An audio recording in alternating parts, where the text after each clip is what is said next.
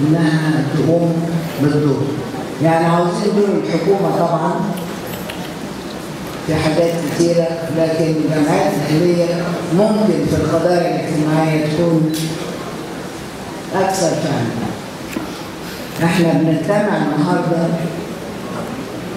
وانا سعيده برحب بالاعزاء الاخوات من الدول العربيه من الاتحاد العام العربي، وده اتحاد له تاريخ، والتاريخ بدأ في مصر وبدأته هدى شعراوي ولف على العراق وعلى كذا وكذا ووصل لليمن.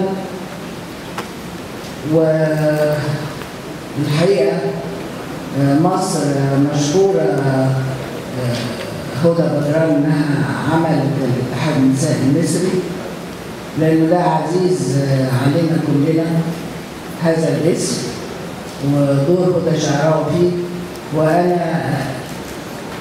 لي علاقه بهدى شعراوي لان قلبتي هي من المنيا واحنا من المنيا واولاد عمي. لا قرابه عربيه واحده تختلف ترتفع وتنزل من دولة إلى أخرى، لكن ما زلنا المشاكل هي واحدة، لأن العقلية العربية تقريبا واحدة، وما تقدمتش المرأة العربية مفيش تقدم للأمة العربية أساسا. لازم نفهم إن قضية المرأة هي قضية مجتمع وقضية أمة، فلا بد من النهوض بتنمية المرأة، وإلا سنستمر في كل التقارير الدولية مصنفين أقل بكثير من الدول الأخرى بسبب أمية المرأة والتحيز ضدها وفقرها وعدم مشاركتها في الاقتصاد الأكثر.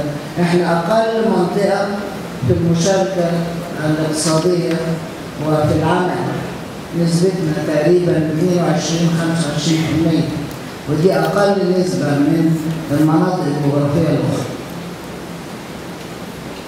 فعلى أي حال الرسالة اللي أنا بقولها للرجال وللسيدات إنه لو لم ننظر للمرأة على إنها ثروة بشرية تضيف إلى قوة وتنمية المجتمع لن يتقدم المجتمعات العربية.